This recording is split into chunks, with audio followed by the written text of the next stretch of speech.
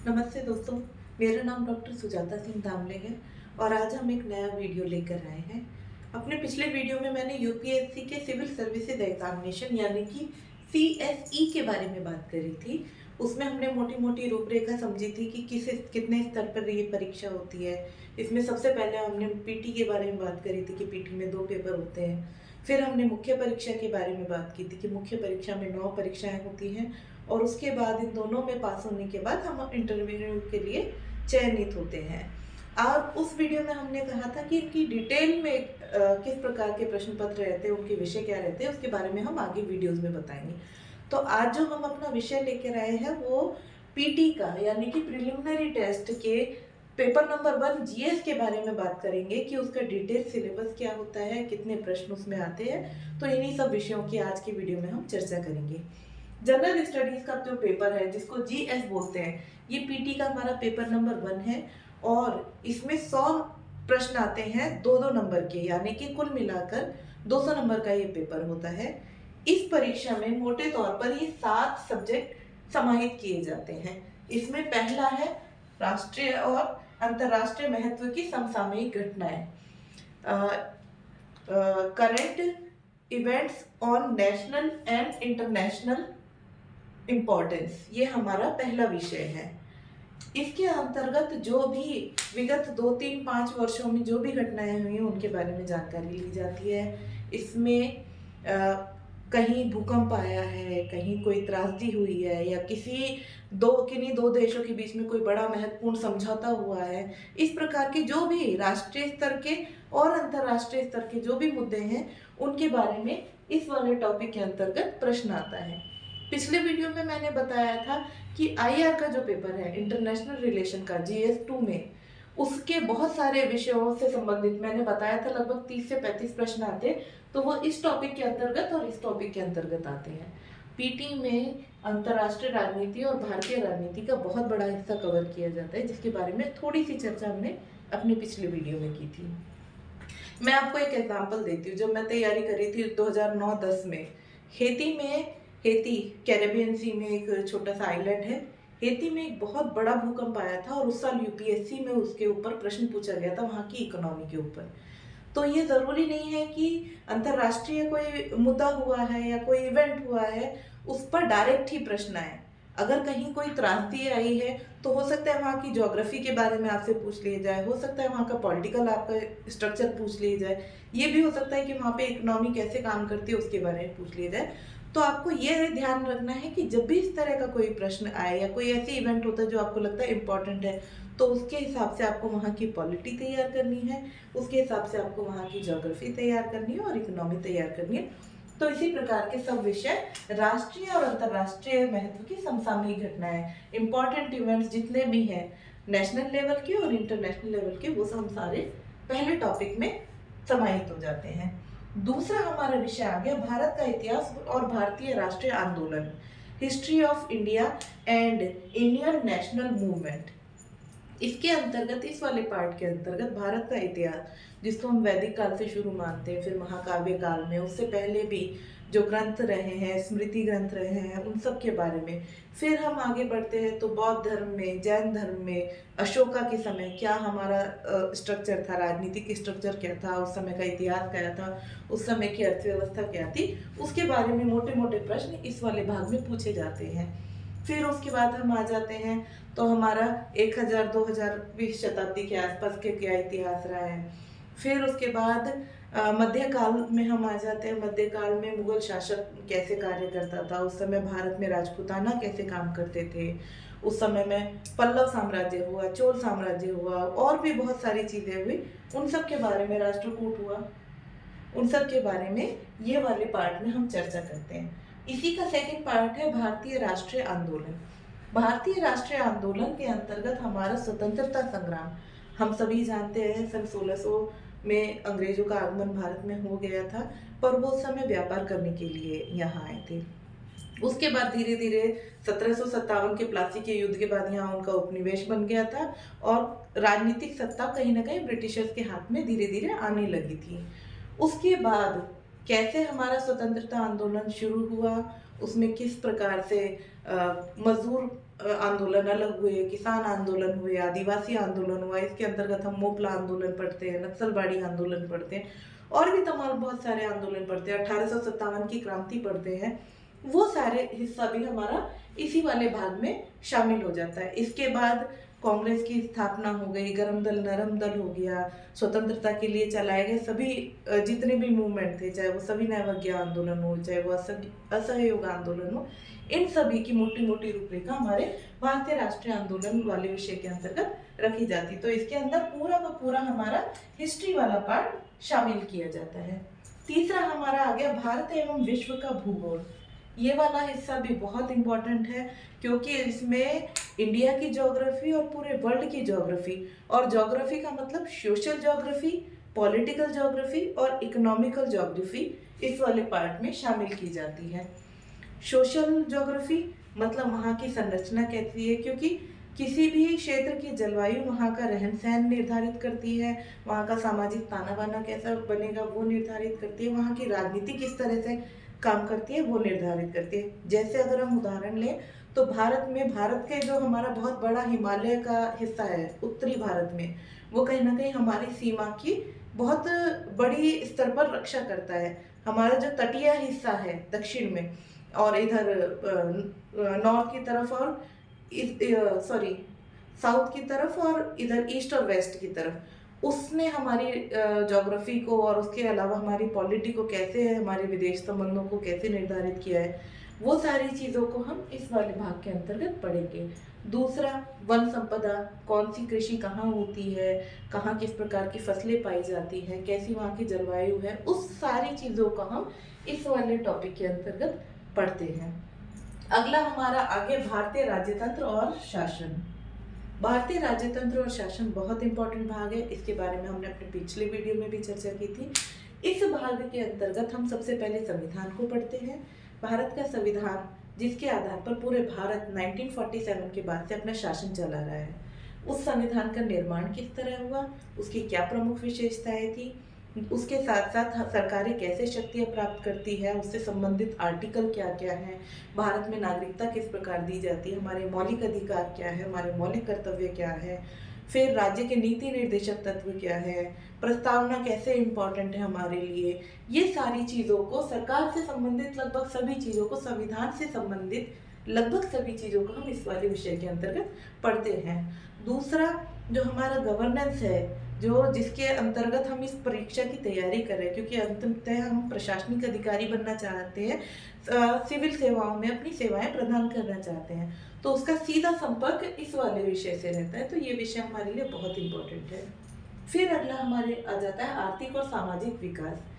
आर्थिक और सामाजिक विकास के अंतर्गत जो सतत विकास की संकल्पना चल रही है, हमारे अंदर हमारे समाज को सुधारने के लिए क्या क्या कार्यक्रम चलाए जा रहे हैं, सरकारें किस प्रकार जो पिछड़ा वर्ग है, जो अल्पविकसित वर्ग है, उसके हित के लिए कैसे काम करती है, उसके लिए क्या रिजर्वेशन का प्रावधान है, इकोनॉमिक वेलफेयर कैसे ला सकते हैं, ये सारी चीज़ें हम आर्थिक और सामाजिक विकास के अंतर्गत पढ़ते हैं।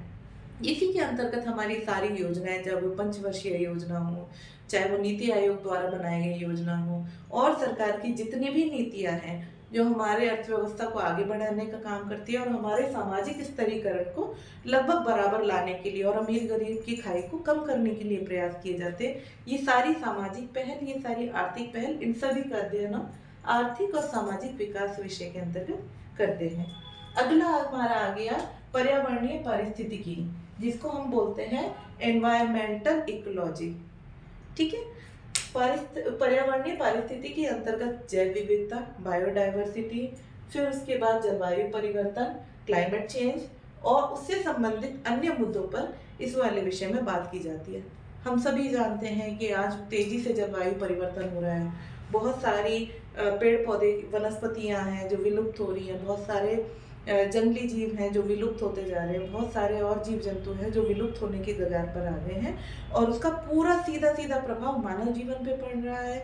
आज हम देखते हैं कई प्रकार के प्रदूषण हमें देखने मिलते हैं, चाहे वो वायु प्रदूषण हो, चाहे वो ध्वनि प्रदूषण हो, चाहे वो भूमि प्रदूषण हो, ये सब पे हमें कंट्रोल करना है, क्योंकि हम आने वाले समय में अपनी अगली पीढ़ी को एक ऐसा विश्व देना चाहते हैं जहां वो खुलकर सांस ले सके, जहां वो विकास के साथ साथ अपने जिम्मेदारियों को पहचाने। प्रकृति हमसे जुड़ी है और हम प्रकृति से जुड़े हैं। अगर ये संतुलन बिगड़ेगा तो कहीं ना कहीं ये सबके लिए नुकसानदेह होगा और मनुष्य जाति के लिए तो बहुत ज़्यादा नुकसानदेह होगा।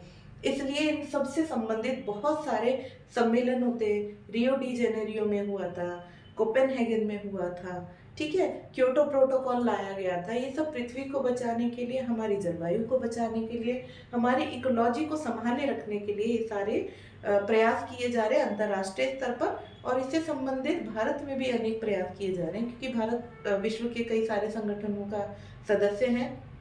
तो वो इन सभी समस्याओं को दूर करने के लिए अनेक प्रयास कर रहा है। उन सभी प्रयासों की चर्चा हम इस वाले पार्ट में करेंगे। और फिर आखिरी में हमारा आ गया सामान्य विज्ञान। ये सामान्य विज्ञान का जो पेपर है, इसमें लगभग 10वीं कक्षा तक की परीक्षा ली जाती है। 10वीं तक आपने जो भी सामान्य विज्ञान के अंतर्गत पढ़ा है, केमिकल कैसे काम करते हैं, फिजिक्स के क्या क्या प्रमुख नियम हैं, सामान्य गति का नियम, ऊर्जा का नियम, ये सारे विषय जो 10वीं कक्षा तक की एनसीईआरटी में, सीबीएसई में या अन्य बोर्ड्स में परीक्षाएं ली जाती है, वो सामान्य विज्ञान के बारे में इस वाले विषय में जाना जाता है। दूसरा, यहाँ एक बहुत इंपॉर्टेंट चीज़ है कि सामान्य विज्ञान में आपकी एक्सपर्टीज नहीं मांगी गई है, बस ये कि आपको जानकारी हो। 10वीं तक आपने अगर अपनी एनसीईआरटी अच्छे से पढ़ लिया तो आपका ये वाला हिस्सा अपने आप तैयार हो जाएगा। एक बहुत इंपॉर्टेंट बात कि इस सारे पेपर की, इस सारे सब्जेक्ट की आप कोशिश करें कि जो भी यूनिट आप पढ़ते जा रहे हैं, जैसे कि आप यूनिट 1 पढ़ रहे हैं तो राष्ट्रीय अंतर्राष्ट्रीय महत्व की, ये तो रोज चलने वाली प्रक्रिया है। आपको रोज न्यूज़पेपर पढ़ना है, उसमें से आपके प्रश्न आएंगे। आप प्रतियोगिता दर्पण जैसी प्रतियोगी परीक्षाओं के लिए जो पत्रिकाएं छपती है, आप उसमें से प्रश्न ले सकते हैं। और कोशिश करिए, यदि आप पीटी की तैयारी कर रहे हैं तो आप कोशिश करिए कि इन सब के MCQ type, multi choice question type के प्रश्न आप तैयार करते चलें, ताकि जब परीक्षा का समय, दूसरा ये प्रश्न आपको रोज के रोज तैयार करने हैं। जैसे आपका आज टॉपिक तैयार हो गया भारतीय संविधान की प्रस्तावना, तो आप प्रस्तावना से रिलेटेड सभी प्रश्नों को, पिछले वर्षों में पूछे गए सभी प्रश्नों को, आजकल तो इंटरनेट का जमाना है, बहुत आसानी से सब चीजें मिल जाती हैं, तो आप उन सभी प्रश्नों को एक बार नजर में से निकाल लें और प्रयास करें 10, 20, 15 क्वेश्चन रोज अटेंड करने की। जो भी टॉपिक आपने पढ़ा है, चाहे वो 1 पेज का पढ़ा है, चाहे 10 पेजेस का पढ़ा है, जैसे ही आपका वो टॉपिक कंप्लीट होता है, आप उससे संबंधित विषयों के प्रश्न निकाल के उनकी तैयारी शुरू कर दिए। इससे 2 फायदे होंगे। एक, वो टॉपिक आपको बहुत अच्छे से समझ में आ जाएगा। दूसरा, जब आप उनके प्रश्न कर लेंगे तो आपके दिमाग में ये चीज आ जाएगी कि ये प्रश्न इस तरह से भी पूछा जा सकता है, अच्छा ये प्रश्न ऐसे भी पूछा जा सकता है। तो वो विषय पढ़ने के बाद कितने वर्सेटाइल तरीके से उस पर प्रश्न बन सकते हैं, ये सारी चीजें आपको अच्छे से समझ में आ जाएगी। तो जीएस का हमारा जो पेपर नंबर 1 है, हमने उसके मोटे बारे में बताया आपको। इसमें 7 टॉपिक होते हैं। इन 7 टॉपिक के बारे में इन अलग अलग किताबें आती है, अधिकतर एनसीईआरटी सजेस्ट की जाती है आप इस विषय के लिए, ठीक है ना, भारतीय राज्यतंत्र के लिए, आर्थिक और सामाजिक इसके लिए, भारत के इतिहास के लिए, ये सारे विषयों के लिए आप एनसीईआरटी की किताबें पढ़ सकते हैं। इसके अलावा भूगोल के लिए भी लगभग 10वीं तक की एनसीईआरटी सफिशिएंट रहेगी। अंतर्राष्ट्रीय महत्व के लिए आप प्रतिदिन न्यूज़पेपर पढ़िए, कोई अच्छी प्रतियोगी परीक्षाएं पढ़िए, और बहुत सारे ईयर क्रॉनिकल आती हैं, उनसे आप इस विषय का अध्ययन कर सकते हैं।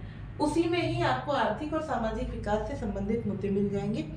इसके अलावा भारत सरकार के द्वारा कई उनकी ऑफिशियल साइट्स होती हैं, जैसे मिनिस्ट्री ऑफ एजुकेशन हो गया, मिनिस्ट्री ऑफ एक्सटर्नल अफेयर हो गया, इन पे कई सारे थिंकर्स के और जो बड़े बड़े सम्मेलन होते हैं उनके आर्टिकल छपते हैं, तो आप उनको भी कंसीडर कर सकते हैं, उनको भी पढ़ सकते हैं। तो आपका लगभग ये पूरा पेपर, अगर आप अच्छे से तैयारी करेंगे तो 6 से 7 महीने के अंदर आपका ये पूरा पेपर तैयार हो जाएगा। और इसमें फिर हम बताना चाहेंगे, नंबर ऑफ क्वेश्चन रहेंगे आपके 100 और मार्क्स रहेंगे आपके 200, ठीक है। इसमें एक चीज और मैं बताना भूल गई, ये पेपर में नेगेटिव मार्किंग होती है। मैं इसको साफ कर देती हूँ।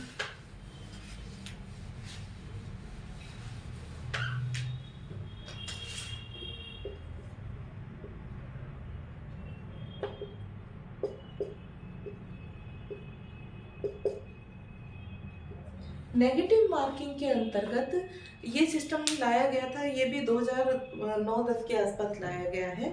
नेगेटिव मार्किंग के अंतर्गत आपका, अगर आपने एक सही उत्तर दिया है और आपने 3 गलत उत्तर दिए हैं तो वो बराबर हो जाएगा, यानी 0 हो जाएगा। यानी कि आपके एक गलत प्रश्न के उत्तर देने पर आपके 0.3 नंबर कट जाते हैं।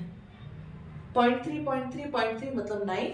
यानी कि आपने अगर एक प्रश्न का सही उत्तर दिया है, आपका राइट आंसर है एक का, और आपने 3 के रॉन्ग आंसर दिए हैं 3 प्रश्न के, तो ये 0 हो जाएगा आपका फिर से मार्किंग। ठीक है, तो इस चीज का ध्यान रखें। इस प्रश्न पत्र को हल करते हुए इस चीज का बहुत ध्यान रखें कि आपको प्रश्न वो अटेंड करने हैं पहले जिनको आपको पूरा विश्वास है कि आपको बिल्कुल सही उत्तर पता है।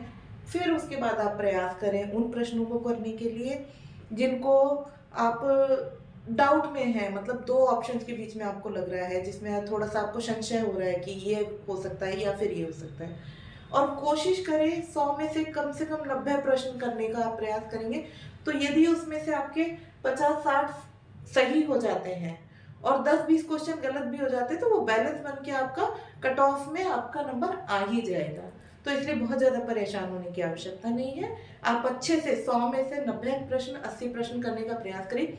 ये मत करिए कि आप 40 प्रश्न आपको सही आते हैं तो 40 ही करके छोड़ दीजिए। थोड़ा सा आपको रिस्क लेना पड़ेगा, क्योंकि अगर आपने 40 प्रश्न सही करे, 80 आपके नंबर हो गए और कट ऑफ मान लो 80 से ऊपर गई है, तो आप वहाँ अटक जाएंगे।